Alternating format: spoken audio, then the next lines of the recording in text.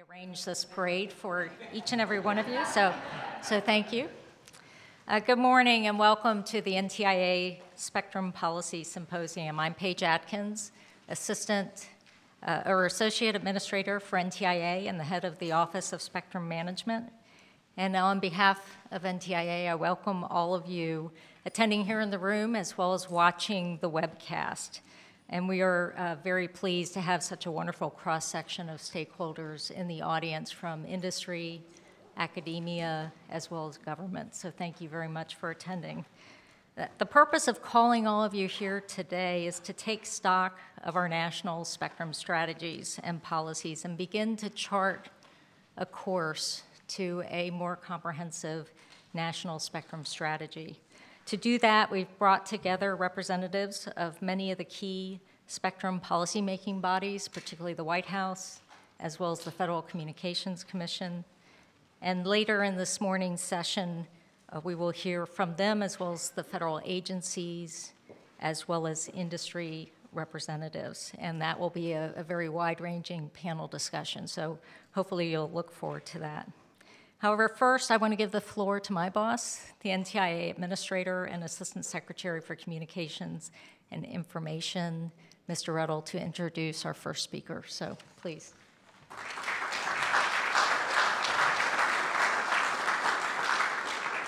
Thanks, Paige, and it's great to see such a great turnout for this event. Thanks to all of you for being here. Whether it's global trade, space commerce, or telecommunications, U.S. Secretary of Commerce Wilbur Ross has been a top voice for U.S. innovation and economic leadership within the Trump administration.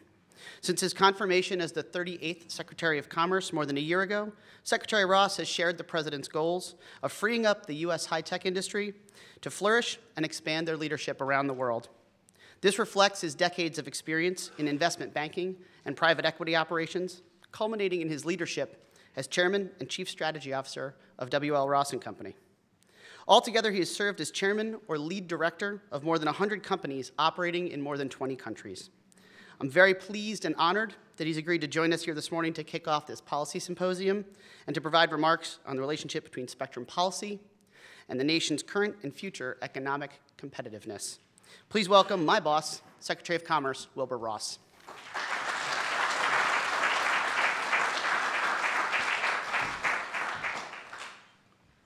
Thank you, David, for that nice introduction. I'm glad to be in front of a very friendly audience. That doesn't happen quite so often in Washington these days.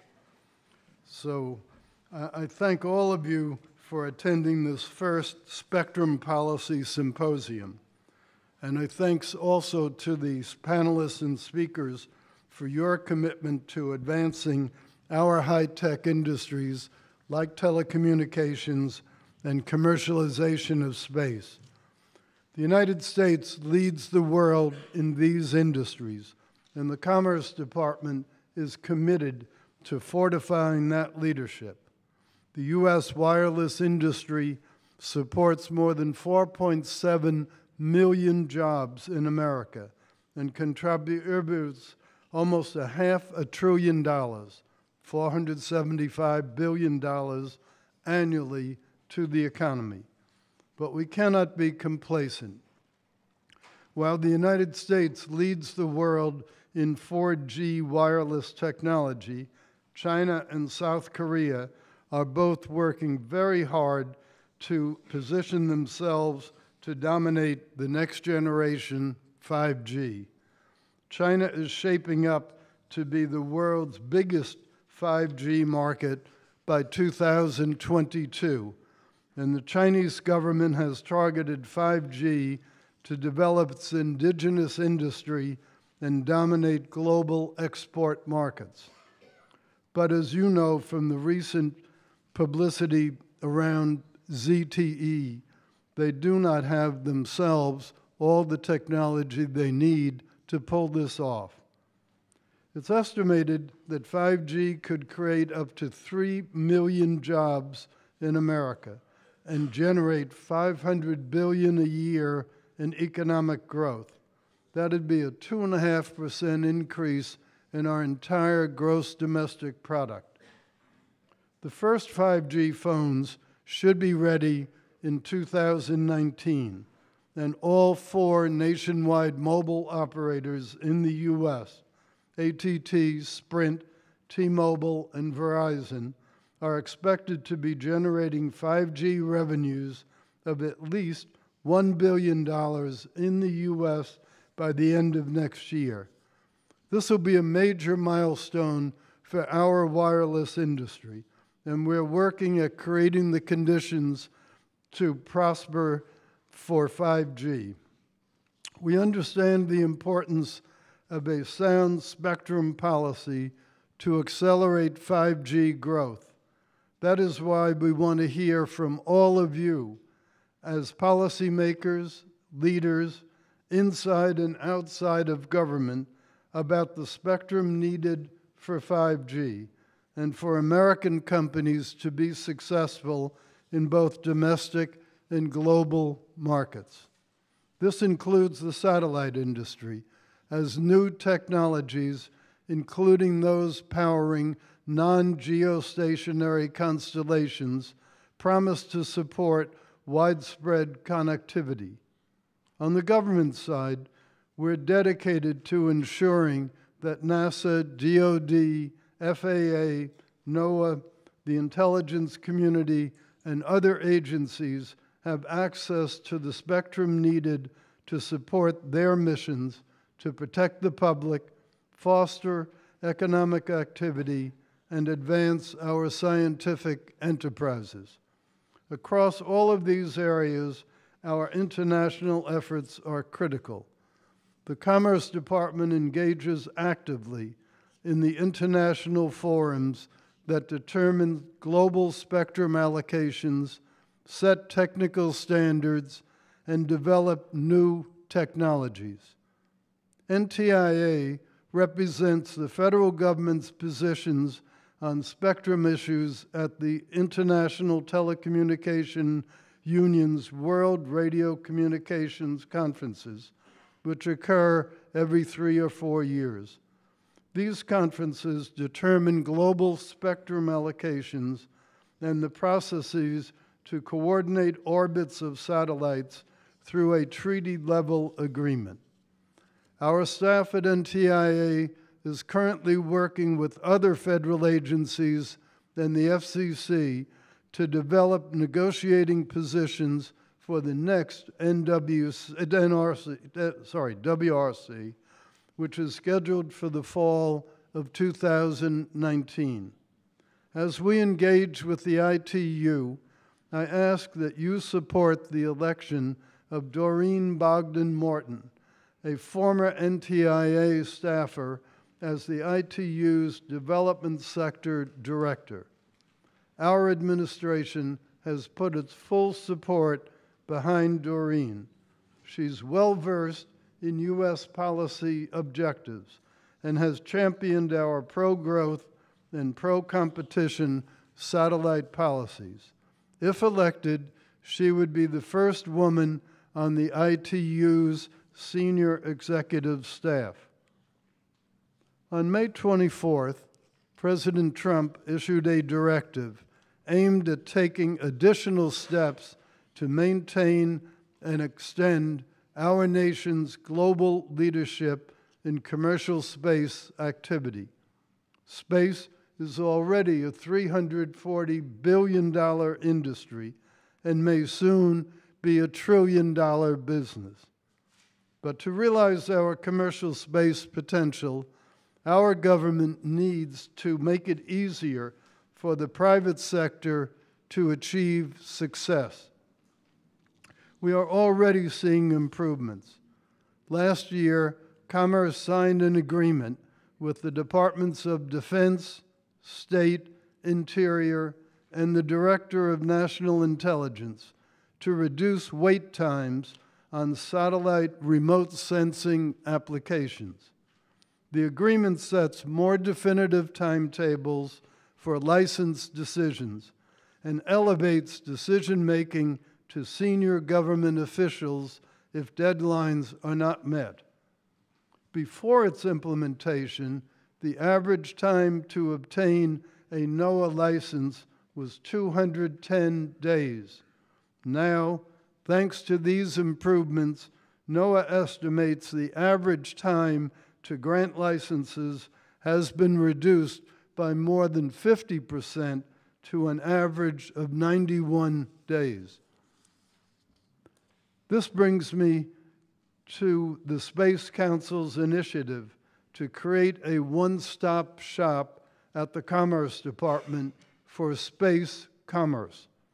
The department is creating a new Space Administration Office within the Office of the Secretary and is repositioning and consolidating its space commerce functions under my direct supervision.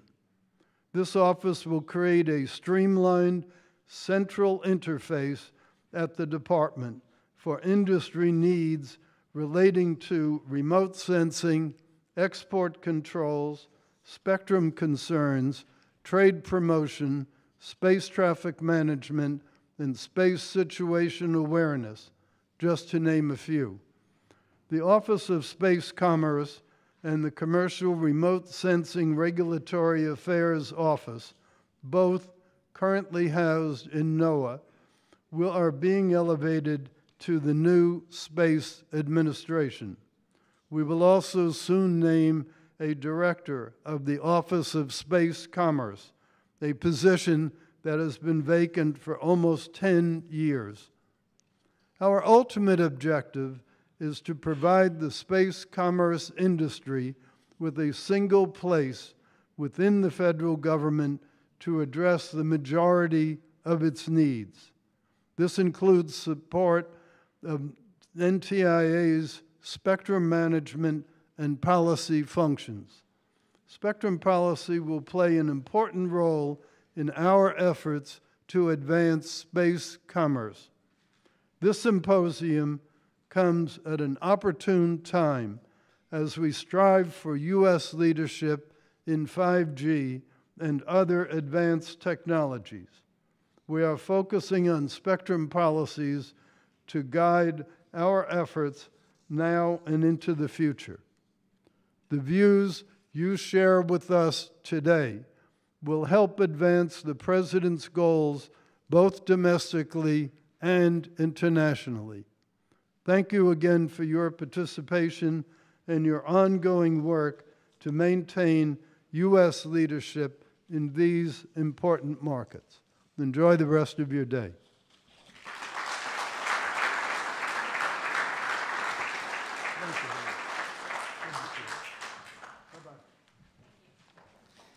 Thank you very much, Mr. Secretary, for those remarks and for your continued leadership in the area of spectrum policy.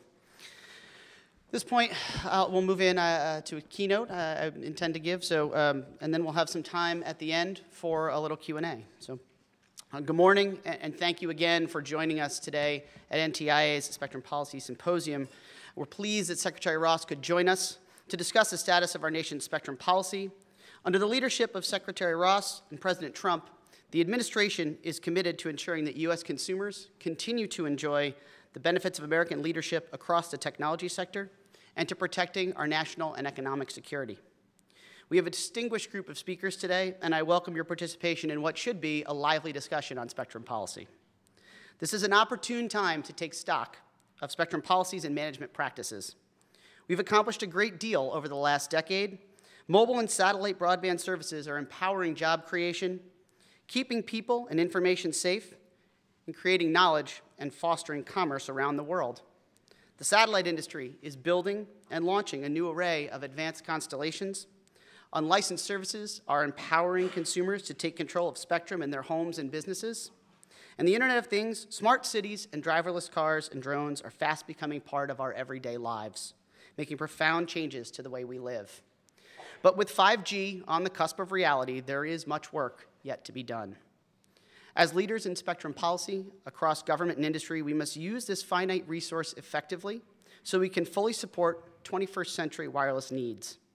We need to plan for the future, so there'll be enough spectrum available for 5G, unlicensed, and the next generation of satellite systems that hold so much potential.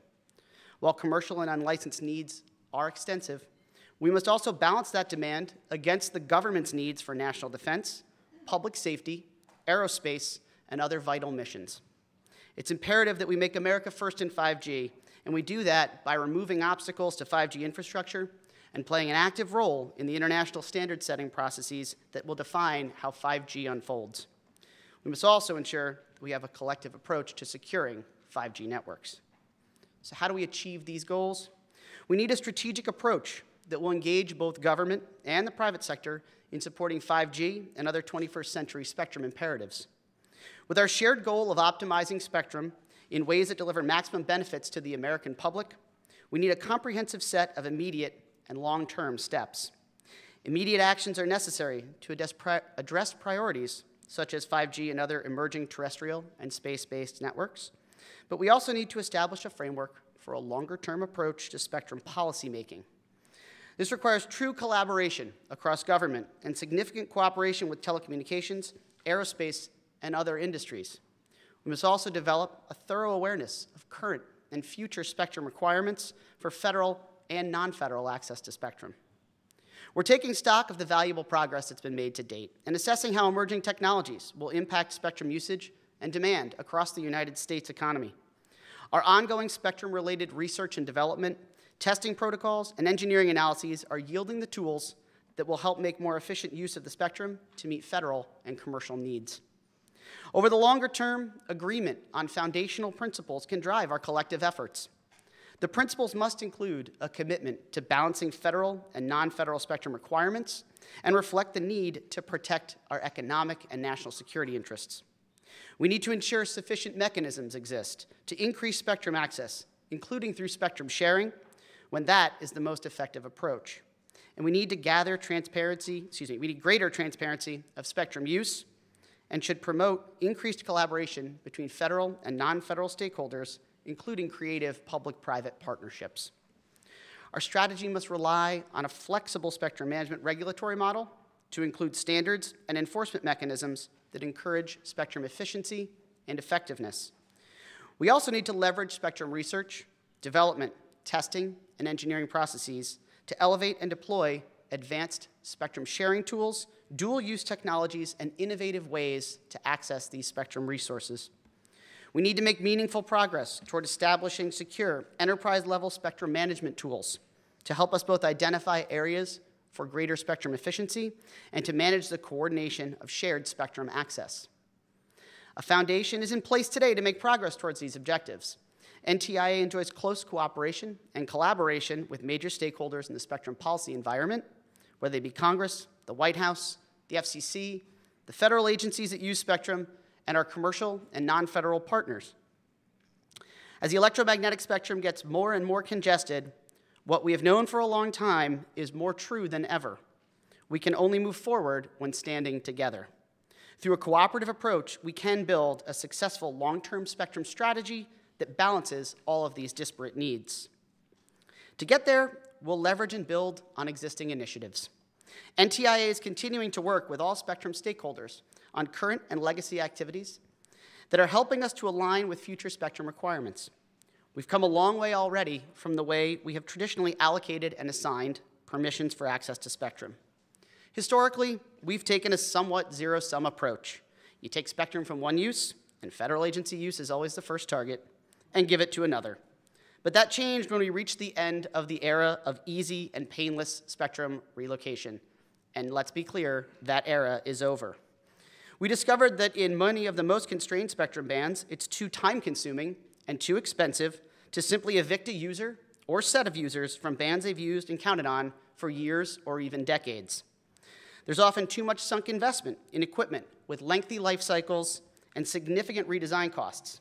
This is particularly true for satellites and radar systems with their long development times and even longer operational lives.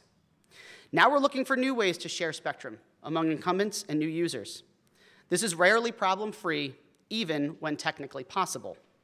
But with new and dynamic access techniques and technologies, sharing continues to offer a lot of promise. NTIA continues to work with the FCC to develop sharing and repurposing approaches across low, medium, and high spectrum band ranges. One of the most innovative approaches involves the 3.5 gigahertz Citizens Broadband Radio Service, the CBRS spectrum. This is a really exciting time as we get closer to the CBRS spectrum being made available because 3.5 affords an excellent mix of capacity and coverage capabilities. The FCC's flexible licensing framework may also open the door to a variety of business models for putting this prime spectrum to use and for potentially allowing non-traditional players to take advantage of this opportunity. Progress continues on the technical aspects of this spectrum sharing arrangement that are key to rolling out CBRS while protecting incumbent operations in the band. NTIA in particular, through our Office of Spectrum Management and our Institute for Telecommunication Sciences, continue to work very closely with the FCC, the Department of Defense, and the industry to make this band a success. This collaboration includes regular engagement with the Wireless Innovation Forum to complete the standards and the certification framework for the spectrum access system and the environmental sensing capability that will work together to control CBRS devices in the field. The WinForum standard defines the parameters for protection of federal radar systems, and WinForum recently delivered the certification software that ITS is reviewing and validating. Assuming all goes well, over the 60-day review period, we could move to SAS certification testing in the near future, which I know many of you are very much looking forward to. We'll also have ESC compliance testing to take care of. The combination of the SAS, the ESCs, and dynamic protection areas is a complicated sharing framework. DPAs will replace static exclusion zones that principally cover coastal areas in order to protect shipborne radars, as well as protect other federal equities such as radio quiet zones, including the ITS-managed Table Mountain in Colorado. Instead of the initial large coastal exclusion zones that were planned and appeared necessary to protect Navy radars, we've moved towards DPAs enabled by these systems and their complex technologies. This will maximize the commercial potential of the band while not losing the assurance that incumbent military radar systems will be protected. This is truly the kind of spectrum win-win we've all been looking for. The 3.5 gigahertz sharing model also demonstrates a means of introducing more dynamic sharing while protecting sensitive information regarding federal systems and operations, largely through the use and introduction of the ESCs. NTIA's efforts to make spectrum available for commercial use, however, go well beyond 3.5. For example, we're working with the Department of Defense to evaluate whether a neighboring band, 3450 to 3550 megahertz, could support the introduction of commercial wireless services without harming current federal operations. Higher up in the spectrum chart, NTIA is supporting efforts to make spectrum available in the millimeter wave range, above 24 gigahertz, or as FCC calls it, the spectrum frontiers. Spectrum frontiers bands are a key focus for 5G. Due to the technical characteristics of the band, the propagation distances are generally very short. On the other hand, because a lot of spectrum can be made available, large channel blocks will support applications requiring wide channels, such as very high-resolution video. To put simply, if you've ever been frustrated by your ability to download a large video file onto your iPad or other tablet, 5G is going to help speed that up. Fixed deployments are coming first, including home broadband access options, but mobile is most certainly on the table. These bands also will be useful for the aggregation of 5G and Internet of Things traffic. NTIA has worked closely with the FCC on the agenda item the Commission adopted last Thursday that moves additional Spectrum Frontiers bands closer to availability and proposes additional study of how we can best accommodate current and future federal operations in a number of these bands. And the U.S. government isn't stopping there. The FCC is also looking at spectrum above 95 gigahertz in its Spectrum Horizons proceeding. For low band, the Spectrum Pipeline Act requires NTIA to identify for auction 30 megahertz of spectrum below 3 gigahertz by 2022, and to identify an additional 100 megahertz beyond that. As part of this effort, NTIA, OMB, and the FCC have been evaluating pipeline plans submitted by federal agencies. 2 have been approved and funded, one for 1300 to 1350, and the other for 1675 to 1680. These efforts demonstrate that with the FCC and other federal partners, we continue to respond rapidly to meet market demand for spectrum. Still, with 5G on the way, we share the sense of urgency that many of you feel. Congress also demonstrated its sense of purpose and urgency on spectrum policy very recently with the passage of Mobile Now as part of Ray Baum's Act, which was signed into law as part of the budget deal. Mobile Now includes a provision directing NTIA to research incentives for federal agencies to relinquish or share spectrum. It also requires a study of bidirectional sharing, which could allow federal agencies to share non-federal bands. Meanwhile, the President's budget for fiscal year 19 includes a proposal to authorize NTIA to administer federal leases of spectrum to non-federal users. This is still very much a proposal at this point, and many details need to be sorted out, but it has great potential. The idea here is to add as many tools to the toolkit as possible to make sure we are making the most of our valuable spectrum resources. NTIA also has an important role to play in ensuring that U.S. spectrum policy supports the President's goals for commercial space activity, as Secretary Ross noted in his remarks. As outlined in the President's Space Policy Directive issued last month, NTIA will be supporting the development of a Department of Commerce and White House report on how spectrum policy can further U.S. leadership in space commerce. Our agency also plays a pivotal role in international spectrum policymaking, principally through its coordination of federal agency participation and participation in ITU meetings, particularly the World Radio Communication Conference mentioned by Secretary Ross. These are global, treaty-level, intergovernmental conferences that update the rules for international spectrum allocations and satellite orbital slots. To echo Secretary Ross, it's important that all of us with a stake in these matters work together to develop and advance unified, balanced proposals to ensure U.S. success at the WARC in 2019. I'm looking forward to today's panel discussion to help us move forward on these goals and the principles that we've laid out, as well as to bring other areas forward for consideration. NTIA has a rich history in communications policy landscape, drawing on diverse stakeholder input, relying on expertise to help us arrive at decisions and actions that benefit the American public. Our efforts must empower American companies to continue developing and deploying the innovative technologies Americans have come to take for granted. It is the key to sustaining U.S. leadership, growing the economy, and providing good, high-paying jobs for our citizens. Thank you so much for being here today. I look forward to your questions.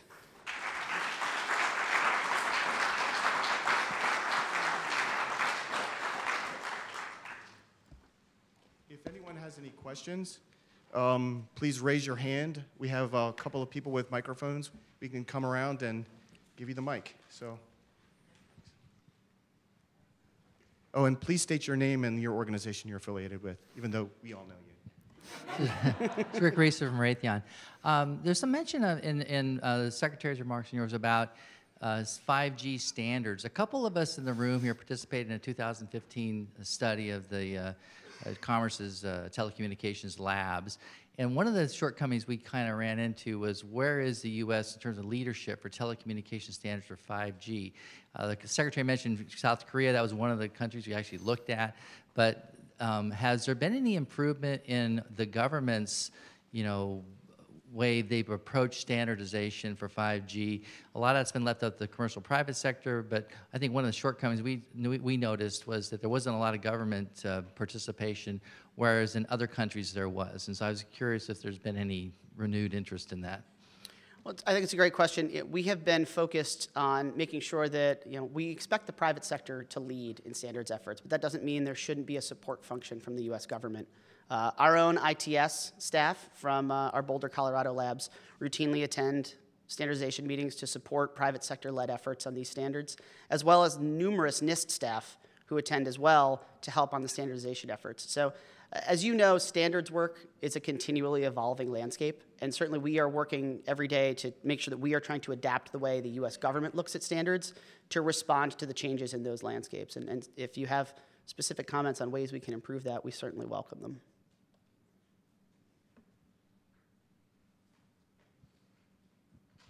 Howard Busker, Communications Daily. It's a nice sized crowd here, but I understand they expect bigger numbers for the CAPS rally, but we won't draw any comparisons in our stories. There's a CAPS rally today? So I wanted to ask you, the Obama administration put a lot of focus on spectrum and sharing in particular.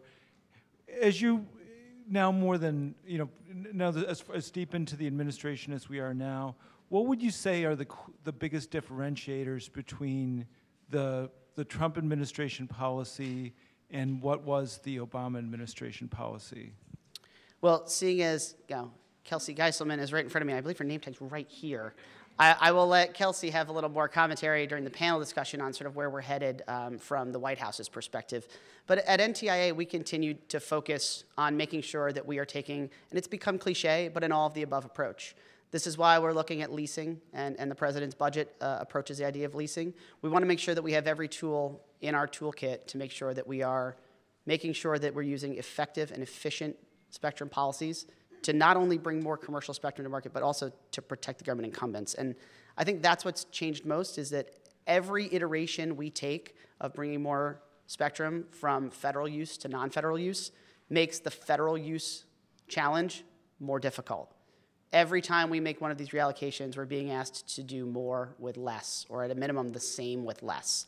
And so it's a continually evolving standard. We certainly are focused on sharing. The Mobile Now Act made clear that we should be looking at bidirectional sharing issues and that we should be looking at incentives for federal spectrum use. But in terms of finding ways to put forth what the Trump administration's policy is, I'll let Kelsey talk a little more about that on the next panel.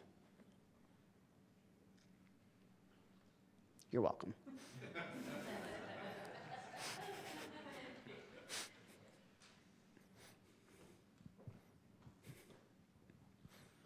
Dennis Roberson for Roberson and Associates. One of the challenges that we face in the United States is that we control only a very limited amount of the infrastructure that creates the 5G and other key elements of our communications infrastructure. What's the perspective on that lack of control when only a few of the layers of the stack do we actually have U.S. leadership in?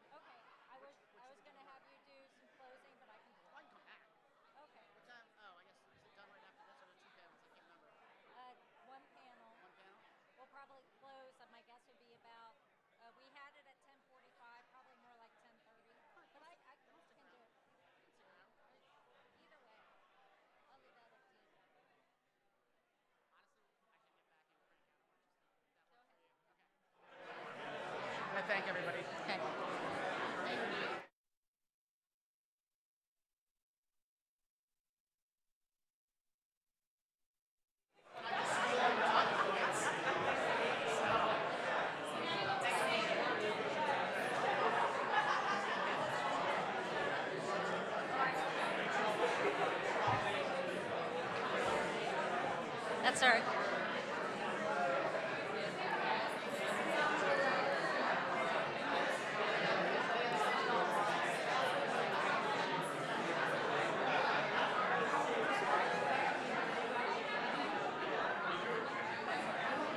Thank you. Folks, we're going to go ahead and get started again. If you could take your seats.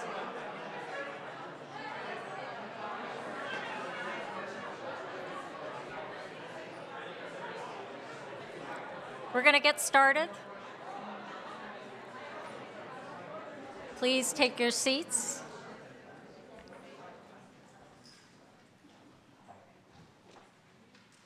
That was amazingly quick. A lot of good discussion. And so we're going to start our panel for this afternoon. We're running a little ahead of schedule, but I know this will be a lively discussion, so we're looking forward to it.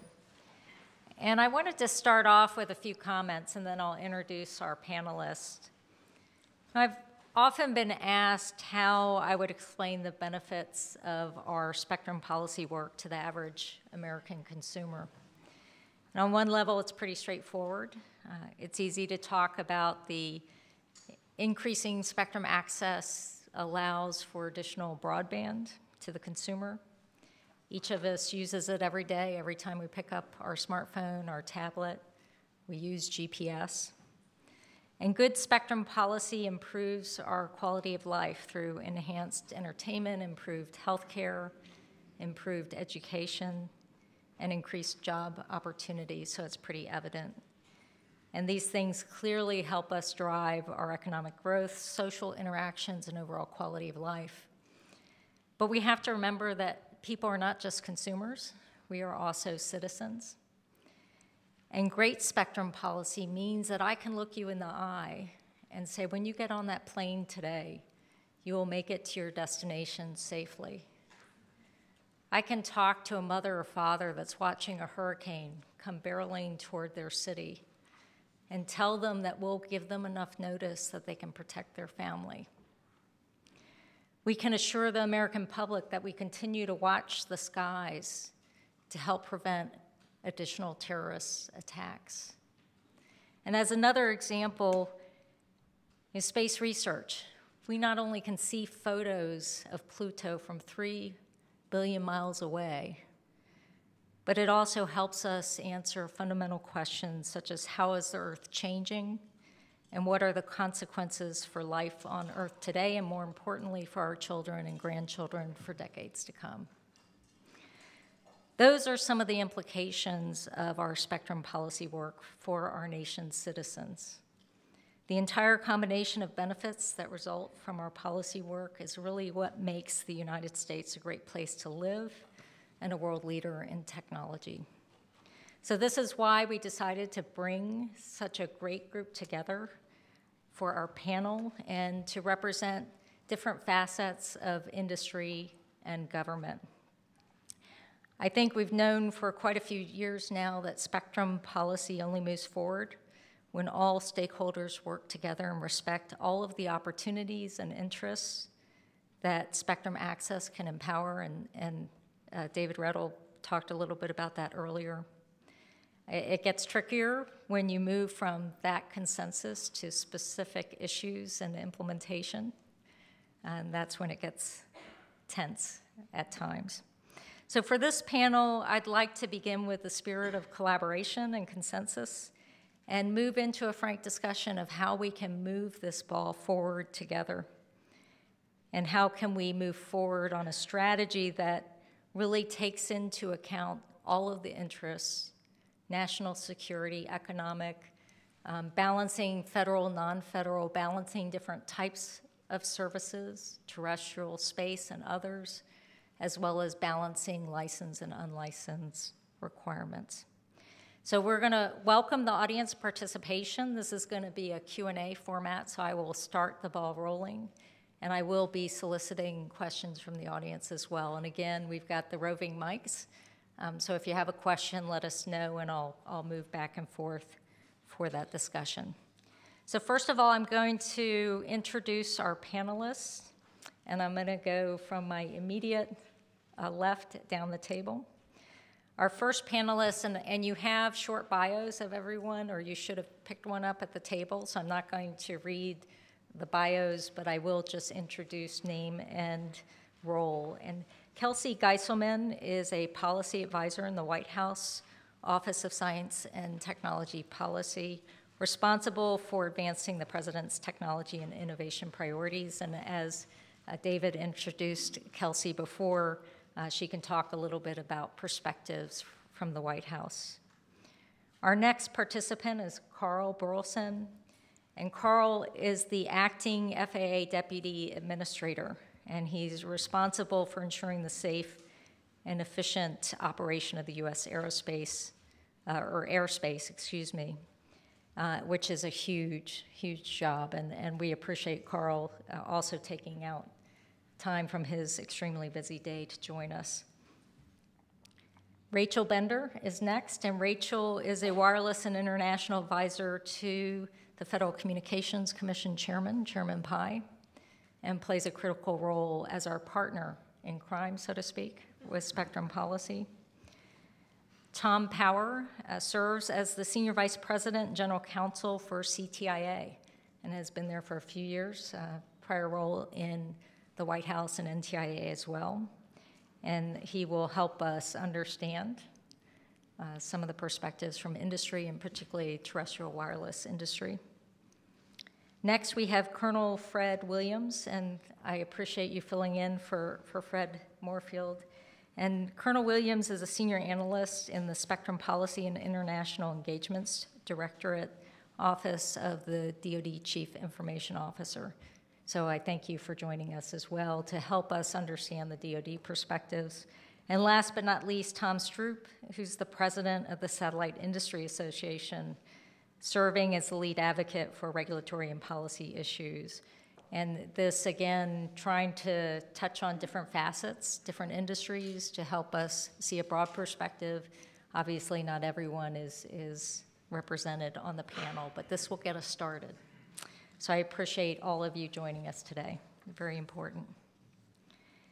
And I want to start off, David talked about the progress that we've made to date, and we really have made tremendous progress over the last few years. And this is for increasing access, both from a commercial as well as government perspective, but it is getting increasingly challenging. You know, all the seeming low-hanging fruit is gone. And even though it may have seemed easy, it has never been easy, but it's getting harder each and every day. And a lot of folks have talked about a national spectrum strategy. And we want to talk a little bit about that and help us understand, will that help us move forward? Does it help us continue the momentum and propel us forward?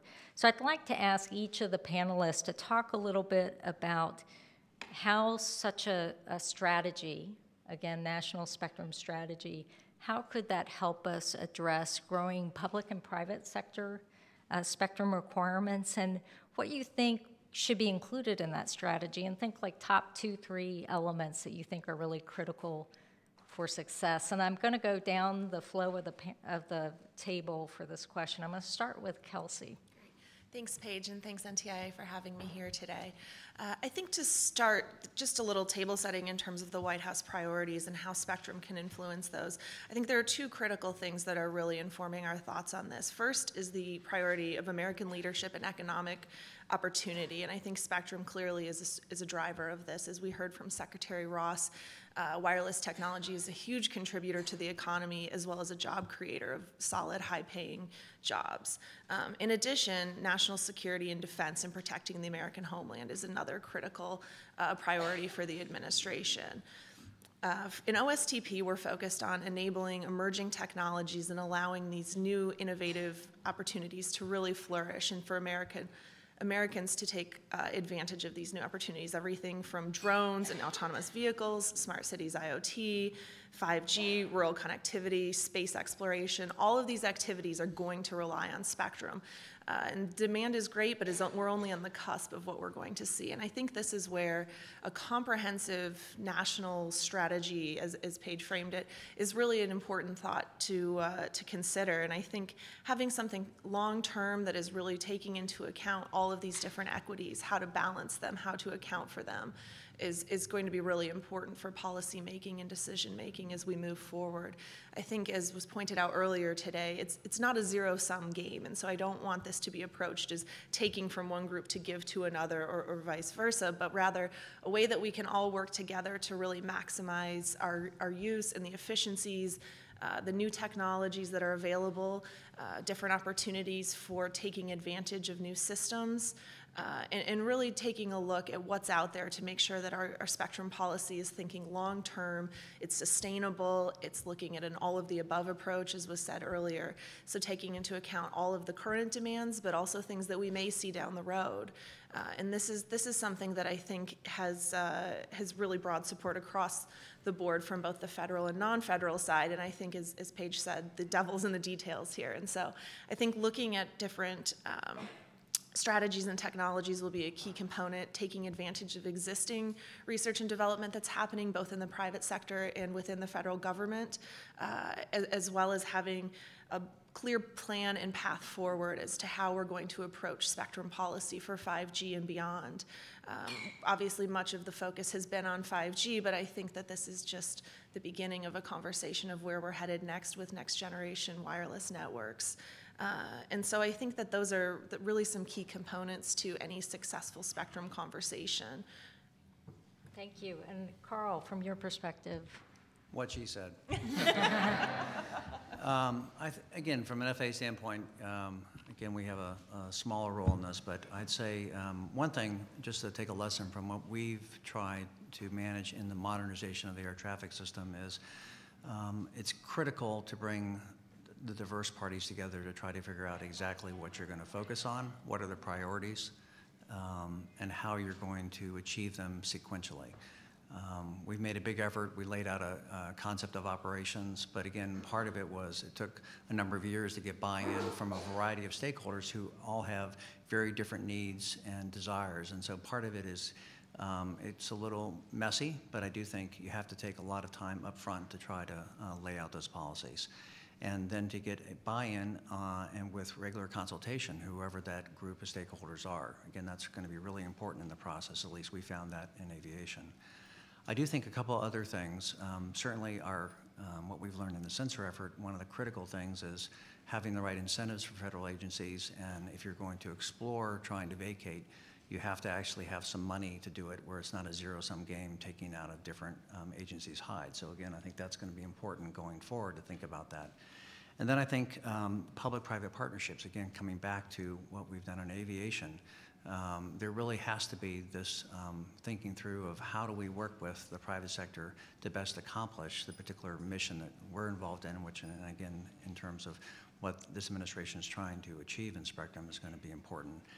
And then I think finally, we really think there has to be, and you were just referring to this, it's a broader concept than simply efficiency when we think about how to go forward, because certainly you can be very efficient in a use. I was talking to someone ahead of time that there has to be something broader in terms of the utility of the spectrum use, because while you may have a very efficient entertainment use, it may not quite come to the safety of life use in aviation.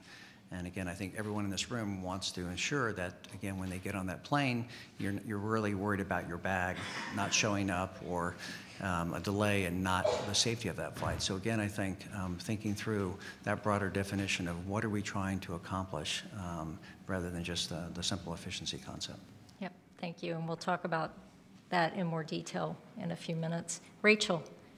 Well, thanks, Paige, and thanks, NTIA, for having me. And thanks all of you for not being in the party on the street and being in here with us. That's where they're headed, right after this. We'll get you there, yeah. So, I think a national spectrum strategy will keep everyone focused on kind of the dual goals that we've already been talking about. On the one hand, we need to get more spectrum out there for commercial deployment in order to serve all parts of the country, including urban and rural. Chairman Pai, one of his top priorities is closing the digital divide, and a spectrum strategy plays right into that along with infrastructure deployment. But on the other hand, we also have to protect the government uses for the critical missions and services that the federal agencies are working on. And so having a national spectrum strategy can help us kind of hone in and focus on how we achieve that balance. And I think one of the keys, especially from the FCC's perspective in crafting any type of strategy, is flexibility. So instead of setting out one goal that we have to meet, it should be kind of a living document, something that can move over time as technology evolves, as things change, so that we can keep pushing forward and we can adapt. So I think flexibility is really one of the hallmarks that would make it truly beneficial to all sides, and then working through these public-private partnerships, balancing all of those many interests really allows us a path forward. Yeah, I think flexibility, you think 5 years ago, millimeter wave, we would have never predicted what we're seeing today. Tom. Well, let me echo my thanks for having me here today and for having me on a panel with these Spectrum All-Stars and all the Spectrum All-Stars in the crowd. I really appreciate it. And just for everybody's benefit, I told Tom 2 jokes max. Now, if they don't laugh, does that count as a joke? And there's one already. Done. Fred? No. And I do appreciate you keeping things on track here, because we do all have an 11 o'clock appointment. Is that right? So, okay. Way over the limit. I think a national spectrum strategy is a really good idea. When you face challenges, you need to have a plan with goals and things to hold yourself accountable to. Obviously, from our perspective, 5G is the big focus, and we're slightly behind, it seems, South Korea and China when it comes to the deployment of 5G or the development of 5G. There are spectrum bands, particularly mid-band, that we'd be focused on in a national spectrum strategy. But I just want to echo all the comments here on the need for collaboration, because when you're looking at some of that mid-band spectrum, it's either federal incumbents or in there satellite incumbents or in other bands. We need a collaborative effort, and I totally agree with Kelsey. This does not have to be a zero-sum game. The reality of sharing is here. Technology is improving. The idea that we can do more with a finite amount of spectrum, I think, is something we all need to be striving for. So it doesn't have to be, as Administrator Reddle was saying, you're taking from one and giving to the other. Hopefully we can make this a win-win across the board. And I would just emphasize that to the extent NTIA is leading that effort, bringing folks in, as Carl said at the beginning, that we need that collaboration, not just in the implementation, but in the design of a strategy. So that would be my main recommendation. Thank you. Fred. Yes, ma'am. Thank you. And thank you for the opportunity. It's a privilege to be here. It looks like I'm the minority in the room, which is a good thing. And thank you all for coming. It's a good turnout. We applaud the idea of getting after a national strategy in the DoD. We do a lot of strategy and we do a lot of planning. This would be recognizing a Herculean lift. If my colleagues have talked about objectives, goals, what are we after? In the military, we call it ends, means, and ways. And the ends are, what are we trying to do? And if you look across the landscape of these stakeholders, we have certainly shared interests, but we have very dissimilar missions, and that makes our objectives very tough to attain. But just going through the process is worthy. Just hearing the colleagues today, we also have shared things that we could do, and I think, though, we have to be very honest. We've done this before. It's not precedence in this country that we've tried to do this before, and it always turns into Not to slight anyone, but you know, DOD is going to do their thing because we have to. FCC and the nation, as well as everyone, should appreciate their independence. You know, so it kind of turns into who you're representing, who are your stakeholders, and it gets to be a tough pull. We've got to get past it. And I do think by going through that, diagnosing the ends, then you can learn a lot about each other. And I think if you really look at what's going on, we're going to need to learn a lot about each other, interagency and across that line of federal, non-federal. From our perspective, the very commercial technologies that are being fielded and making society great and changing the way our quality of life, they're also proliferating across the globe, and the very same technologies are being used to wage war. And not just against DOD, it's coming back into our businesses through cyber and all kinds of other instruments. And so we see in the DOD something that we call flexible access, flexible growth. We look to use those technologies that are being created, and I think that kind of summed up Mr. Rettle's speech. Flexible access, flexible growth for everyone. So when you go after a strategy, that has got to be one of the targets. And we've got to get past thinking about things in terms of primacy, co-primacy. We've got to stop thinking about things in terms of exclusivity. And we've got to start thinking about, no kidding, getting after sharing, getting into test, prove, trust these machine-to-machines, still have enforcement.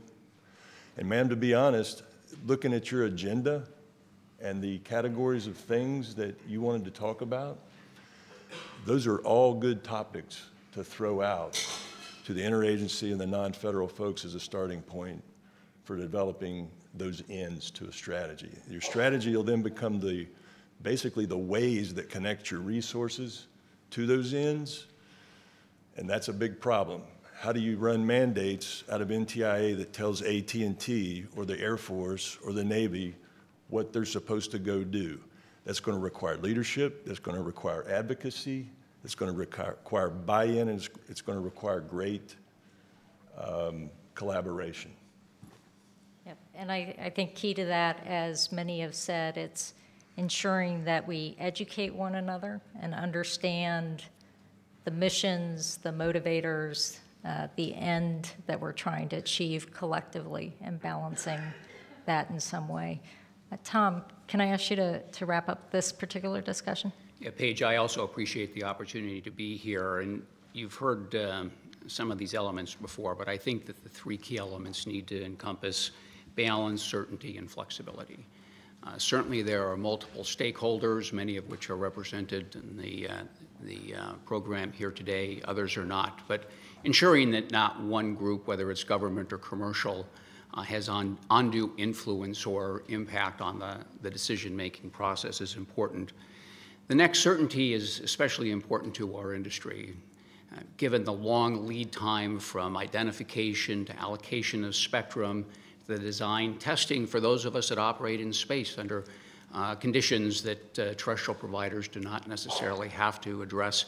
And then given the cost of deployment, putting our assets in space, there's an expectation that they'll have at least 15 years of serviceable utility to be able to recover that investment. So certainty is certainly important. And then flexibility, you've heard that from some of the other speakers. Technology evolves so quickly, even discussions about 5G have evolved, at least from my perspective, considerably over the last few years. The initial discussions seem to be deployment within the millimeter wave frequency bands. There seems to be an understanding that it's going to take more than that, and certainly as we've heard today, it has evolved to an understanding and acceptance that the satellite industry is going to play a key role in the deployment of 5G. So I think that flexibility in terms of any spectrum policy is extremely important. I think even if you think about those three elements, balance, certainty, and flexibility, there's tension just among those principles. So that's, again, a balancing act for us in how we address all of those in an effective way. And I wanted to ask both Carl and Fred, I know FAA's done a lot of planning and looking at what you're doing strategically from a spectrum standpoint. And again, Fred, the DoD has had a spectrum strategy in place for quite some time and is re-looking at that. I'd like to ask each of you to talk a little bit about any lessons learned that can inform us as we move forward at a national level. Carl, can I start with you? Sure. So again, I think first and foremost, so that what Paige was talking about, the sensor program, if you don't know about it, so it's a spectrum efficient national surveillance radar initiative that we began several years ago. And I have to confess, the reason we initially did it was based on a study to say, how do we ensure protection of the spectrum we have? Is it actually, could we actually surrender part of it and still continue to safely accomplish our mission? So again, it was really motivated by our safety concerns because of what we saw was a growing demand for usage. And we wanted to make sure we could articulate that if we needed to. And then in the process of doing the study, then we found out we actually had some ability to release it. Now, one of the things, a couple of things we've learned through this whole process, I mentioned this earlier, having the right incentives for federal agencies and having that upfront money to actually explore some options has been absolutely essential, because as we've worked with our other partners here, it hasn't been, well, you've got to spend this and you've got to spend this, and we're not taking out a budget. So it has really been an ability to explore the engineering and the R&D of this in a much more quick pace and a much more effective pace. I think another thing we've learned, which has been terrific, is we don't have a challenge in this particular solution set of the technology itself. We have the challenge, I know you will all be shocked by this, of agencies all having different requirements, engineers sitting around and saying, well, I would really like that bell and whistle. So that has been, again, a really interesting discussion, but the good news is it wasn't the technology. We have technology solutions out there. I think another thing that we have learned is we've have a different discussion about sharing. Everyone here is talking about different users sharing spectrum. In our case, we've actually seen there's an ability to share platforms. So again, you may be able to free spectrum because, at least in our case of FAA, DoD, DHS, and NOAA, we have the ability to develop a common platform to accomplish multiple missions within a set of spectrum that then allows us to free up other spectrum. So as you talk about sharing, don't just think about how do we share spectrum, but how do we share common platforms? And certainly it's a bit easier among common agencies. I will say people often forget the back end, but the acquisition side is a real challenge. Now, the good news is FAA has had some acquisition reform, which hopefully will help us a bit, but we're really having to push the envelope even there. And I will also say that having a time constraint is a wonderful thing. Because again, if we don't have the time constraint, then again, you can imagine all the different engineering studies that would go on. So having that constraint that we have to make a decision and we have to be confident that decision by the time of a particular time in order to allow the auction really is a godsend. And then finally, the one thing it is really helping us is we are able to look at this with a clean sheet of paper. So we have 600 plus radars in the United States today. Now, again, these are created over multiple decades. And again, in some places, in one city, we have 3 radars. Do we need 3 radars there? Probably not. So it's giving us a chance to completely rethink how would we place these radars, or how would we place this new technology in a different way to meet the needs of today. And so again, having this kind of ability has actually been tremendously helpful, I think, to all the agencies as we're trying to cope not with the mission that was developed back in the 50s, but the mission we're facing now in the 21st century. So all these things, I think, have been real helpful to us as we've gone through the sensor program. Thanks, Carl. Fred, from a DoD standpoint. Yes, ma'am. Thank you. So let me just put a little context. The reason we decided to get our head around a DoD spectrum strategy back in the 2010, 2011, 2012 timeframe was a confluence of a few things. Certainly, the President Obama 2010 500 megahertz memo, but our enemy matters. They get a vote.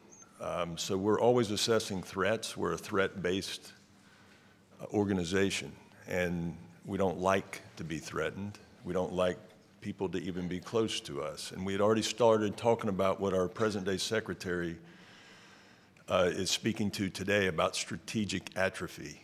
And that is we had near-peer competitors of the past, and we've been working counterinsurgency and jihad terrorism for quite a while now, 2 to 3 decades. And so that's allowed us to shift resources and priorities to the existing mission. And, well, our near-peer competitors, i.e. Russia and China, have caught up. So that was informing us.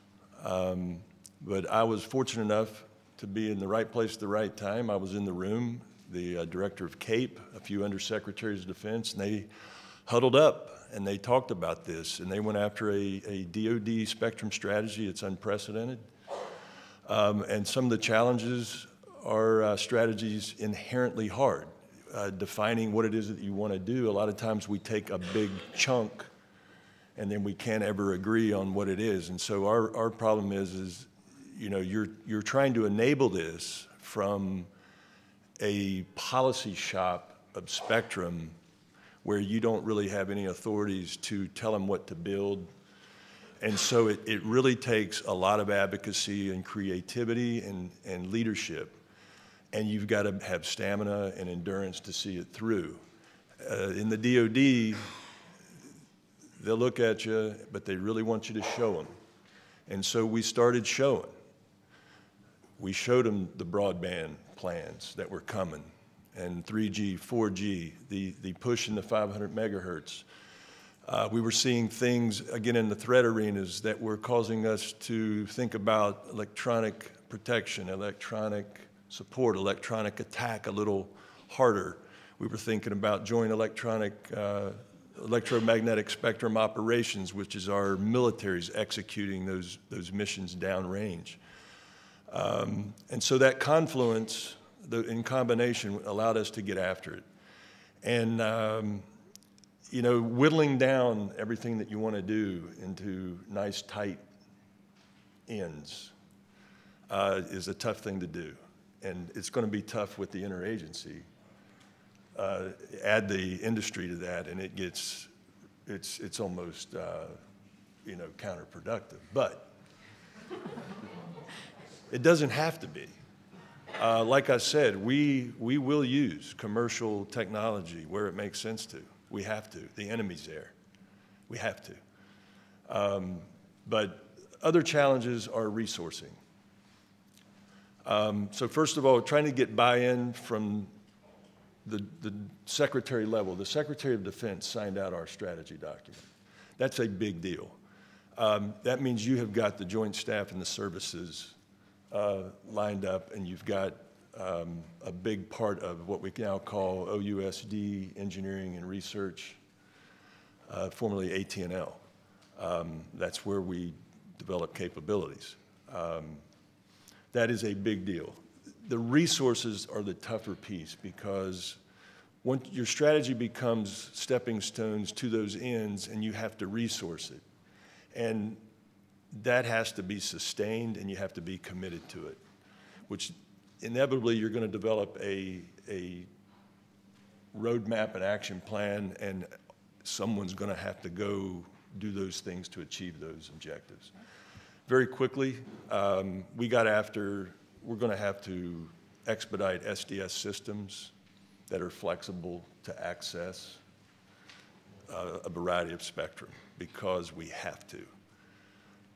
The other things we looked at were huge gaps in the tools that we have given these airmen, soldiers, Marines to do the job at the tactical and operational levels. We wanted to put more emphasis into this machine-to-machine and cognitive and get the humans out of the loop. And then, of course, all those things will have implications on your regulatory and policy reforms. Thank you, Fred. So several of you mentioned we need to understand the end state. You know, what are we really trying to achieve if we go down the path of a national spectrum strategy? And I'd like to peel that back a little bit. We've talked, and I apologize for those that are not in the 5G arena. But we've talked a lot about 5G, obviously a U.S. priority, and most of the time it might be give us as much as you can, as quickly as you can, but that doesn't necessarily help us shape an effective strategy moving forward. We continue to look at, I'll say, pipelines for both government and commercial uses. So I'd like to ask Kelsey, Tom Power, and Rachel to talk a little bit about, what is that end state, particularly related to 5G or other emerging terrestrial wireless services, and how does that look in terms of developing a strategy? Kelsey? Thanks, Paige. In terms of 5G, I think there are really sort of 4 different buckets that I'm thinking about to retain an American leadership in the wireless space. And so first is obviously strong, sustainable spectrum policy like we've been discussing. I think the second piece of that is having smart infrastructure policy. Given the network architecture of 5G networks, it's going to be even more important that we have policies in place that are going to do things like streamline the permitting process, leverage existing assets, make sure that pricing is rational, that processes are predictable, that the whole deployment sort of end state is going to be something that can be achieved quickly, and that the costs and timeframes associated with deployment don't become prohibitive to deploying 5G quickly. I think the third piece of that is related, but that's the investment side of the equation. Private sector investment has obviously already been tremendous in terms of 5G, but I think through efforts like the tax reform, deregulation, encouraging investment through a whole host of different both legislative and policy priorities. I think all of these are going to be critical to make sure that we have American companies investing and have the kind of deployment that we need to see. And then I think the final element that's really important to think about with 5G is the security component. The President's national security strategy in December specifically highlighted the importance of a secure 5G network.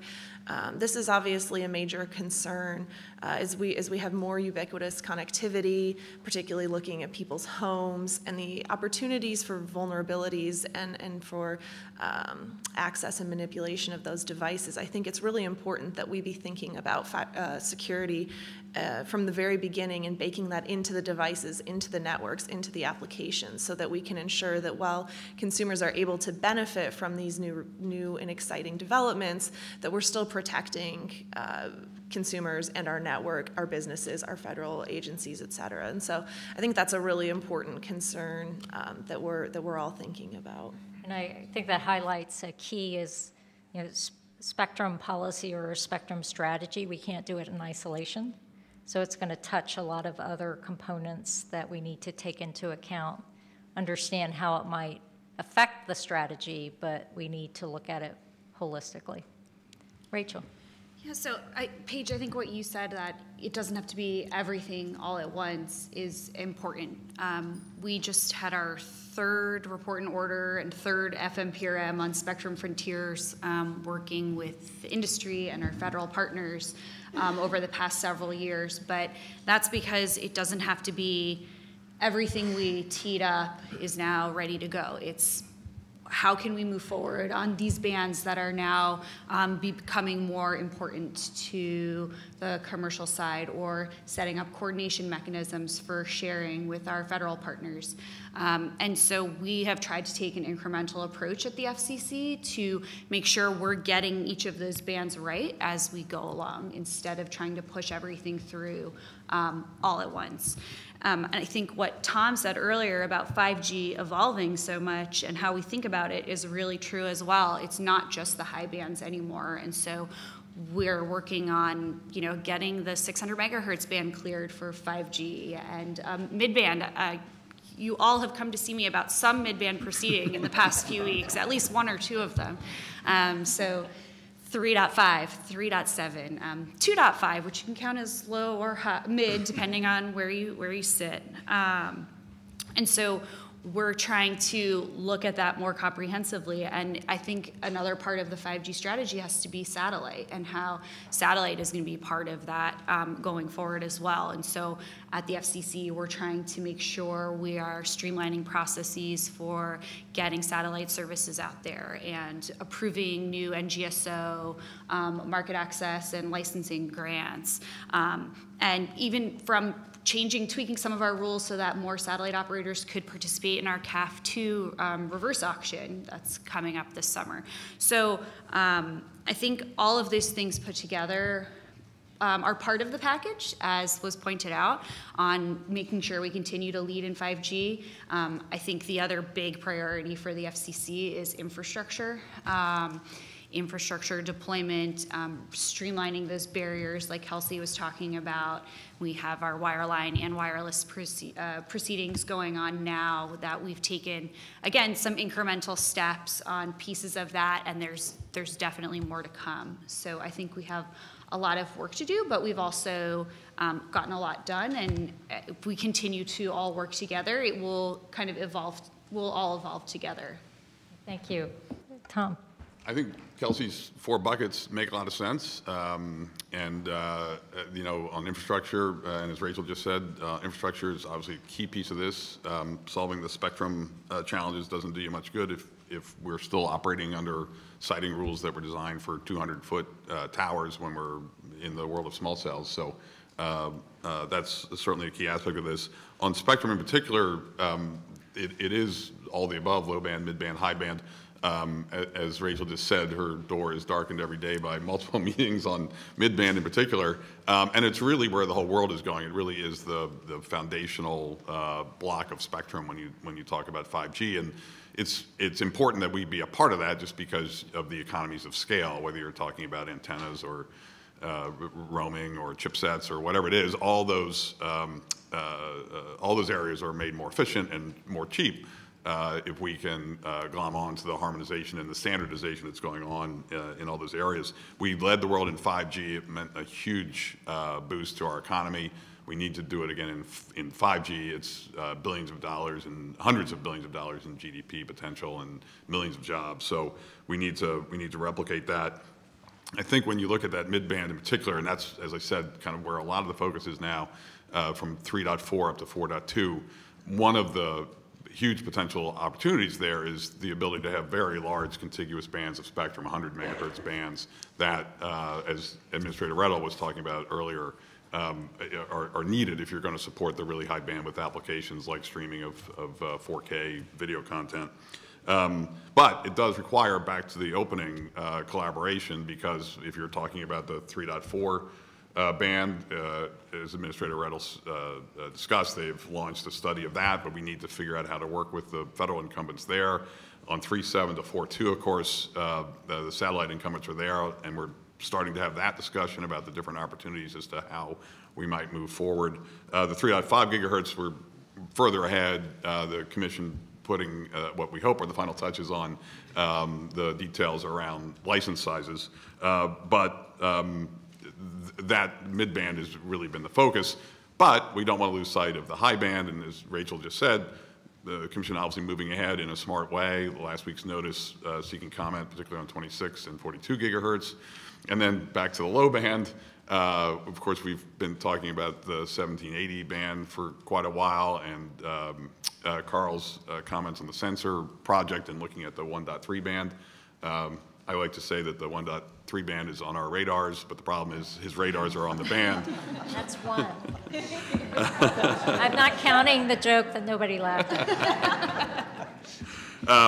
But it does speak to the need for two things: this collaboration, and secondly, the Spectrum Relocation Fund, again, to the extent that that funding can be used to help support NTIA in the study of the 3.4 band and the sensor project and other projects like that, and maybe at some point funding NTIA itself. If you need that money to do the planning, and NTIA is in the middle of the planning, maybe at some point NTIA can be a beneficiary of the Spectrum Relocation Fund. Thank you, Tom. So I'm going to go to Tom Stroop for one more question, and then I'm going to ask the audience, so think about questions that you might have. And Tom, we've talked a lot about the role satellites play in 5G, or at least to some extent. And as we think through NTIA as well as other spectrum policymakers, the role of satellites, whether it be in 5G or delivering other types of emerging services, what should we be thinking about when we think through these not competing requirements, but these different requirements, particularly from a satellite standpoint for spectrum planning in this strategy? Well, certainly the multiplicity of services that are provided by the satellite industry today is something that I'd request that you consider, but also the role of the industry going forward. And so a question that we get a lot is, what is the role of satellite in 5G? And there was a report that came out of Europe recently that put it very succinctly. There were 4 categories that were identified, and the first is communications on the move. Planes, trains, automobiles, ships. Very good example for all of you who have flown recently and seen the upgrade in quality of internet access as airlines have transitioned from terrestrial-based systems to taking advantage of the spot beam high throughput capability of satellites. The same thing is true with respect to automobiles. Toyota announced that they are particularly interested in the ability of the satellite industry to download software to their cars, because 60% of their automobiles are sold into markets that don't have 3G service. So I think that that's a perfect example of the applications of satellite technology for some of the use cases that have been identified for 5G services. The next is a hybrid multiplay, or service to homes and small offices. The distribution would be via satellite and then distributed via Wi-Fi or small cells within those buildings. The other 2 are more traditional applications, trunking and head-end feeds, backhaul and towers.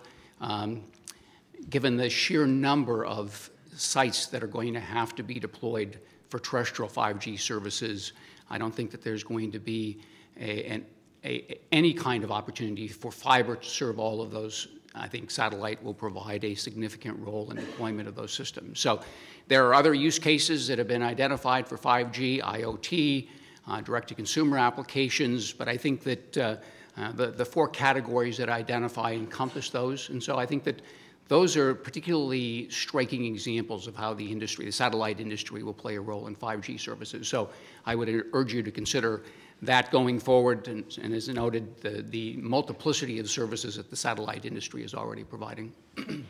Can you expand just a little bit in terms of the implications, particularly on the spectrum requirements and the policy elements or strategy elements? Yeah, absolutely. So all of these applications require spectrum, and I noted in terms of spectrum policy, there needs to be a balanced approach. And I think that the Commission has been seeking to do that. The Spectrum Frontiers order acknowledged that there is a need for dedicated spectrum for the satellite industry. There are instances where the industry can share. It's been sharing for a long time with fixed terrestrial users amongst itself. The deployment of LEO systems that was mentioned earlier, they need to share with existing GEO systems. So there are instances where the industry can share, it has shared, but ultimately there is going to be a need for dedicated spectrum, and I'd ask that that be taken into consideration. Thank you, Tom. So I'd like to see if anybody from the audience has a question. Bo? Oh, yeah. One over here, and then we'll... Thank you. My name is Toby. I'm from Policy Tracker, which is a newsletter about spectrum. David Reddle mentioned leasing, and I was wondering if the panel had any views of how we can make that work, if there's some incentives that could be put into place to make that work. And I have another question as well, which comes from my own naivety about how spectrum policy works here, which is about who would be holding the pen on a spectrum strategy, and if that's the right person. Did you hear all these questions? Shall we repeat them? So leasing, can I ask for, well, I'll ask if anybody, Rachel or others, if we look at the opportunity, and I'll repeat what Mr. Reddle was talking about there, in the 19 budget, there is a proposal for NTIA to gain authority to potentially lease federal spectrum to non-federal users as a tool in our toolbox. and to perhaps be able to take better leverage of spectrum that may be underutilized but still needed in some capacity. And the thought process is a very high-level concept, and we need to figure out how to make it work and how it would make sense for both, and I'll use the word for the certainty that the commercial folks would want, as well as the certainty on the government side that they will, one, get the spectrum back once the lease is up, et cetera. So Rachel, can we start with you? Sure. So I think, as it's already been pointed out, leasing could be another tool in the toolbox, which we can never have too many of. I think as far as how to set that up, I don't think it would be the FCC with the pen to answer your question on a national spectrum strategy or on how leasing would work, but we would, of course, coordinate with our federal partners on the process. And I think the process is probably the more important thing to start out with trying to frame, because each band that federal users may want to share are going to have a unique set of challenges. And so having a roadmap of here's procedurally how we would set up a leasing process is kind of step one. And then from there, once everybody has that roadmap, you can identify, well, then that might make sense in this band over this band, or for these type of users or other type of users. And from there, you kind of then solve for the technical challenges. So it would be a process, but I think the procedural posture would be important to lay out first, and then you can solve for the math of how we share. Fred, did you want to chime in? You know, for someone to advocate bidirectional sharing, we need flexible sharing, flexible growth. We would be talking out of both sides of our mouth if we didn't accept something like this and entertain it, and we think it's healthy. However, I can start you with a list of things to go down through that process. No, it's fun. I've had help. You know, first, how do you qualify for a lease? Does industry come and say, hey, I want this, and we all look and see that, hey, we've got technical characteristics in there with 6 federal entities. Do we proportion that out by assignments, or how do we do that? And then it's who gets the money? Does NTIA get a cut of that money? How do you... Does Paige get a cut of it? Check. That's how it works for us. What color is the money? What can I spend it on? What time constraints? Am I going to get sequestered? There's just a litany of questions. However, I'll shorten this up. We look forward to those discussions, although it's new, but it's fresh. I mean, we, in the federal side, if Justice says, hey, DOD, can I borrow some of your assignments tonight? We kind of go, yeah, and we don't charge them, right? Yeah, thank you, Fred.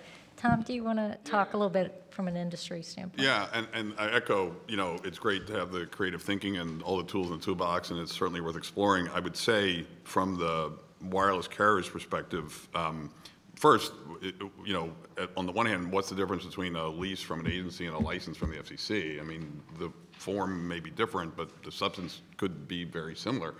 But if you look back at the substance of FCC licenses, I think a couple of the characteristics that made 4G so successful and that generated $300 billion in investment over the last 10 years from the wireless carriers, and that's not auction revenues, that's just CapEx.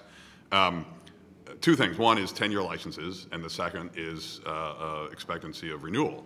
Those are key drivers to have the certainty to do the investment and to do the build-out. So if you carried that over into the leasing world, that would be great, but I could imagine Fred or Carl is thinking, well, gee, it's still kind of my spectrum, and maybe I don't want 10-year licenses or renewal expectancies, and that is certainly reasonable from their perspective, but it starts to undermine some of the characteristics that made the 4G rollout so successful. But these are things to wrestle with, and as Fred pointed out, federal allocations are often shared between agencies, and so how do you coordinate between them? Where does the money go? Obviously, some goes to Paige, but other than that. And then the question, I think, was who would have the pen on the national spectrum strategy. And I have a pen. I would be thrilled. That's not an option. That's not, okay. It's one of the. I think in general, the national spectrum strategy, as we move forward, it's a collective effort.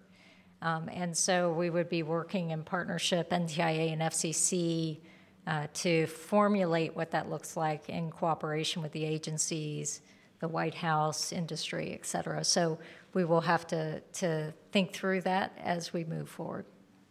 If I may just make one last comment. Certainly what my distinguished colleague said about, how long do you give this up? What's the value of it? But, I just want to point out, if we're thinking that it's the money that would come into DOD is the incentive, it's not really. It's access. And so, hey, I'm willing to work with you and give you some white space in there on a short period of time, but I need something back at somewhere where I may have a need.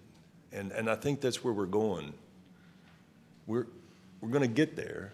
It's just we need to take some steps and start thinking about this. But that's kind of where we're going. That's a good point, Fred. Thank you. And there was another question over here. Thank you, Paige. Bo Backus, NOAA. And a question that I had originally came to mind, and it's all Tom Power's fault, and it's not because of the caps. Collaboration was mentioned. And one of the challenges between working in federal and non-federal entities and trying to develop good spectrum usage is the means by which you do collaboration between the parties. It's been a challenge for a long, long time. And I just wondered what the thoughts would be on ways forward for good policy on means of collaboration.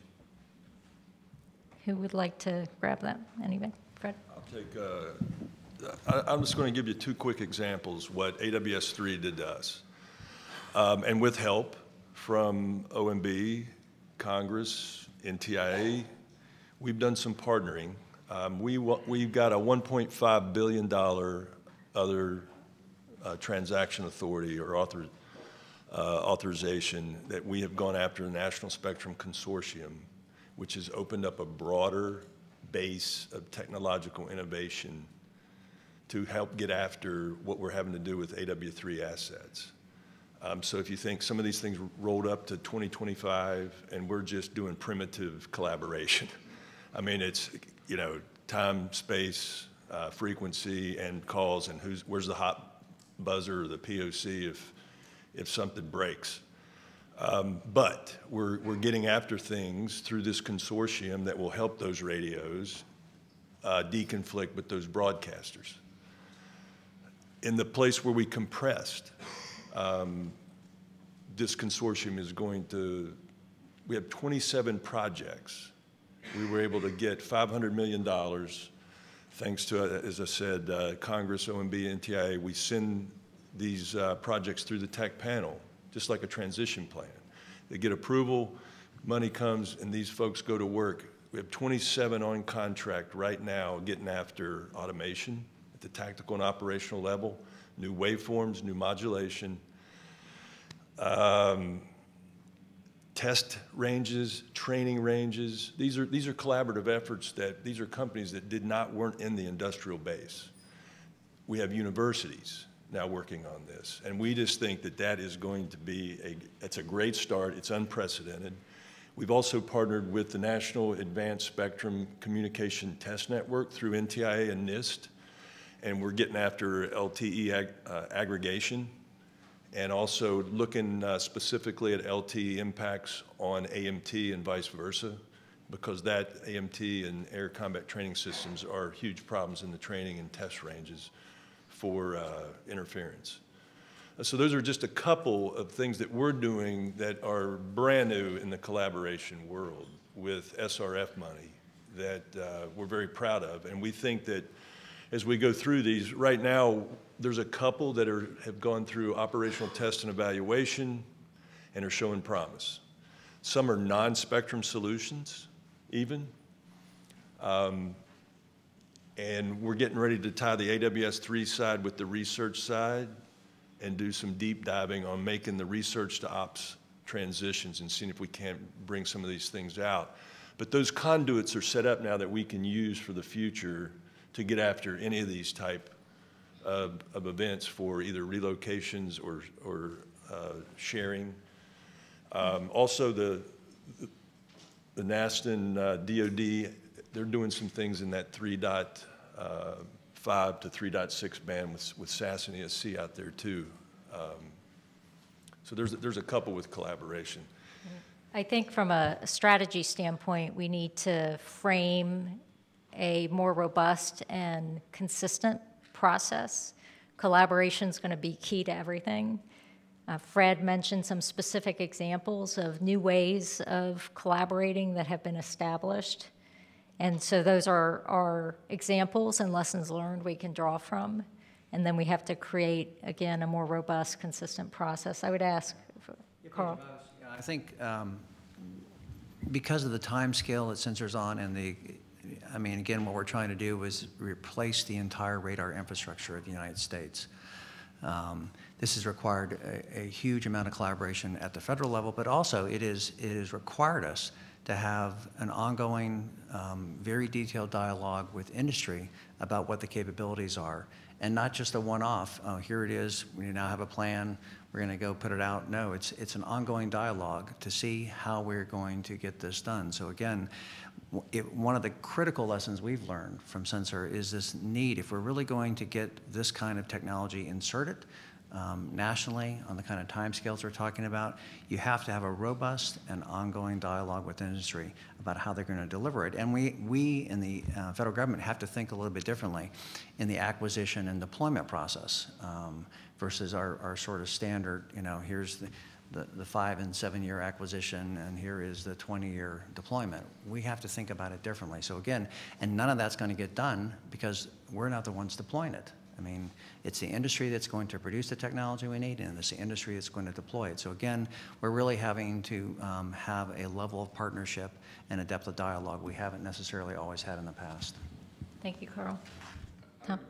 To take it to a slightly higher level, I sort of think of it as you have these, you need alignment, and you have sort of these concentric circles. So NTIA leads the interagency process, the policy and plan steering group. They need to be aligned, and then the hook to them is maybe to OSTP, right? And then OSTP brings in OMB and DOD and FAA, and then they bring in the broader group with the FCC and the commercial side and the public interest community. But it takes alignment and everyone staying focused on some particular goals. And as Carl said, there's nothing like a deadline to make things happen. And I would add, in AWS-3, we also leverage CSMAC, the Commerce Spectrum Management Advisory Committee, in a way that probably is untraditional, which allowed us to use that Federal Advisory Committee to NTIA to bring together diverse players and work through some of the hard issues that led to the success or the ongoing successes of AWS-3. So again, there are many different vehicles that can be used, but we need to see what that framework looks like and lay it out in a way that we can execute against. Any other comments? Okay. A question up here, and then we'll go to the back.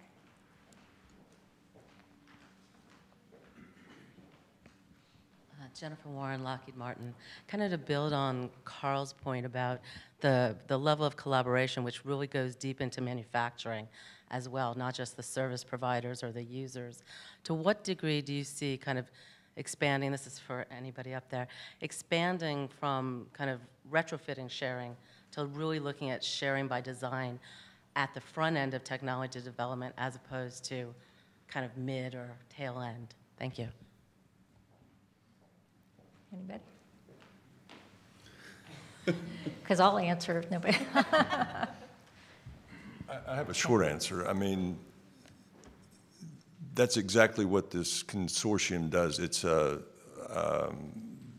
this is a technical innovation initiative that's ran by the Office of Undersecretary of Defense for Research and Engineering. And we're watching that. And I think right now, there's speed and time are causing us to think kind of, hey, we're going to have to bolt these things on because these things are already rolling out and doing their thing. So But I think in the future, getting on the front end and getting this stuff baked in is going to be the way forward. And we are going to see success in the next 5 to 6 years with the machine-to-machine, the rulemaking that allows that to happen, the policy making that's going to be necessary. But I think we have to look and go, you know, why don't we just take a strategic pause and let some of this technology mature? Because sometimes it informs what policy you need. In other words, do we need to insert a spec manager there? Do we need enforcement there? Or can we back off? Some of this stuff, machine-to-machine, is very trusted. You don't, it doesn't mess up. Some of it, we're going to need to have enforcement. And I think as we look at new technologies, and you think 5G or beyond, and especially for bands that we might be considering that are quote-unquote greenfield, very little use today, it gives us this huge opportunity to work together and look at dual-use technologies and other avenues that can promote better sharing of spectrum as well as sharing of technology, sharing of systems, et cetera. Carl, did you? Yeah, so I was going to say, so we regrettably have a lot of experience in this area. Because as we've tried to modernize the air traffic system, part of it is how do we put new capability in aircraft? So clearly when that aircraft comes off the line, it's designed, and it's with the aircraft, that's a wonderful thing. The challenge is you have long-lived assets that operate 30 plus years on the commercial side, and you have general aviation aircraft that date back to World War II operating in the system. And when you say we want to equip you with new avionics, it becomes quite a challenge. So I do think one of the things that we've tried to work through is in different users, how they are going to use the system, about what is the requirements they may need to have in that retrofit question. Because again, if you're general aviation aircraft and you're going to be flying in what we call visual conditions out in the middle of Montana, it probably is not as important if you're a general aviation aircraft flying around New York City in terms of the kind of avionics you have. And so in thinking about the retrofit question, part of it may be just defining what are the requirements for this system to work. And can you do it in a way of sort of spiral, incremental adoption, depending on what the needs are in different parts of the system. So. If I could add, having run a company that develops sensing-based sharing technology, it is far easier to be able to identify the characteristics of a known entity. So it's far easier for new entrants to be able to develop their system, to be able to share with the incumbents than for incumbents to go back and try and retrofit their system. So I think building to share is definitely a policy that should be examined closely as we move into a greater sharing environment. Thanks, Tom. Rachel, did you have something? I just wanted to add from the FCC perspective, for a long time, we've been looking for clearing for exclusive use, and that's still a goal of ours, but there's not a lot left. And so we're gonna have to go with these types of sharing from the beginning ideas and regimes, and that's the way we're going to be able to get more spectrum as we balance with our federal and non-federal partners. And so I think that we don't have a choice. We're going to be doing that going forward.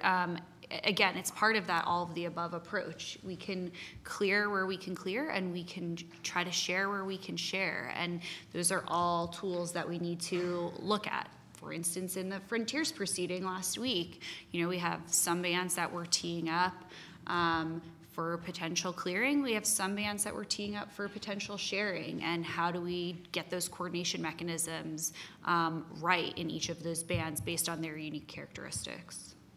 Thank you. I would add, but we're moving in that direction, right? I think software-defined radio is moving in that direction. Even spectrum access systems are moving in that direction where you're contemplating sharing as you design these things. But then they also do come with challenges. It's, if every car has to stay in its lane, you're going to have fewer accidents than if cars have permission to be moving back and forth. But that's what makes it fun. That's it, Tom. Questions in the back?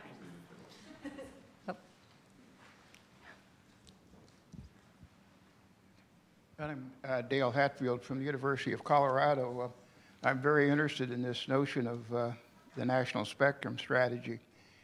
But it seems to me that the rules that are developed to provide increased sharing, high dynamic and even bilateral sharing, are not worth much unless you have a very effective enforcement strategy.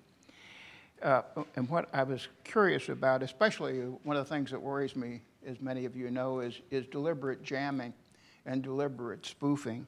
And I was sort of curious as to how you feel that in the National Spectrum Strategy, what the strategy might look like in terms of making enforcement. Because without enforceable rules, you kind of might not even shouldn't. I mean, the rules depend upon enforcement. And I'm just curious about your thinking in that area.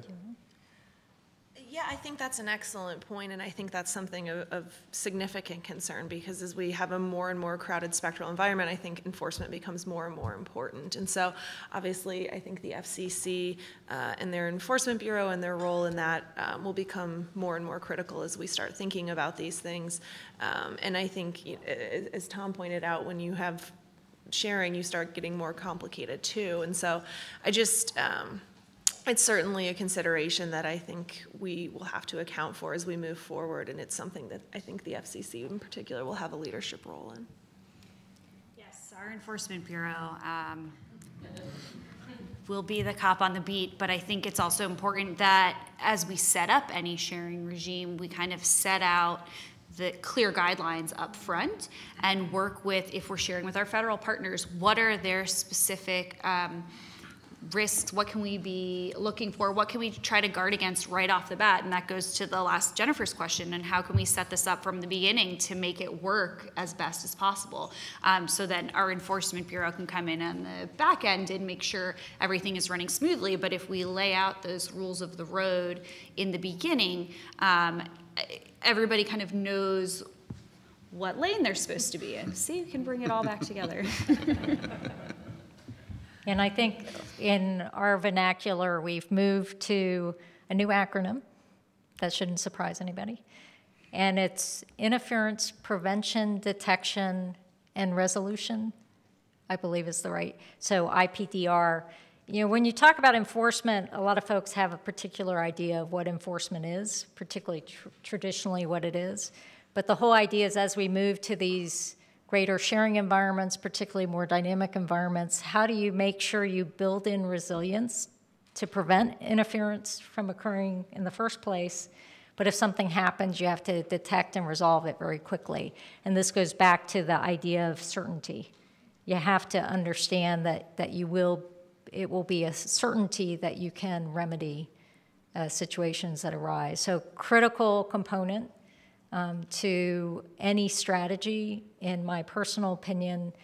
In terms of your jamming question, Dale, I think we're all concerned with potential intentional activity or disruption, but you can get similar effects with unintentional disruption as well. And again, the more we can build resilience into our technologies, our systems, our infrastructures, we'll be better off all the way around. Did anybody want to add, Carl? Hey, just back on the enforcement question, because again, speaking as an agency that has a lot of experience in this, about 20 years ago, or a little bit longer, we actually changed how we were going about it. And because again, what we saw was the traditional enforcement pattern was not going to work given the pace of accidents and the growth of aviation. And so we went about changing the paradigm where we actually invited industry in and had conversations where they were sharing what the risks were that we would have never seen if we had kept the traditional enforcement paradigm. And our focus was on how do we ensure compliance? How do we ensure the risks are dealt with and addressed as quick as possible, sometimes through rulemaking, sometimes just from voluntary action of the industry. But the whole point was to get the safety achieved. And again, what we've been able to do is, in the last 9 years, they've only had one fatality, one tragedy recently in the Southwest airline. But again, think about that, 9.5 years without a commercial fatality because of this approach where, again, we went away from just simply the enforcement. And again, not that enforcement has stopped. I mean, in the last 3 years, we've issued $75 million in civil penalties. So if you can't comply, or if you're unwilling to comply, then we come after you hard. But the point is, it's not simply enforcement, but how do you create a dialogue in this area where industry is coming with the government to identify risk on an ongoing basis on the different technologies and and the issue is, as you have this common dialogue, you will see that different companies, again, will have these same issues. And so again, I'm not sure exactly how the paradigm would work here, but I do think it's at least worth exploring, just because we've been able to, and I think this model is being now trying to be adopted in the medical world and other worlds of trying to not focus so much on enforcement after the fact, but how do we get compliance to take care of the risk. Okay, thank you. And we have time for one more question. And actually, so let's do two, because Carl's been very patient waiting for the mic.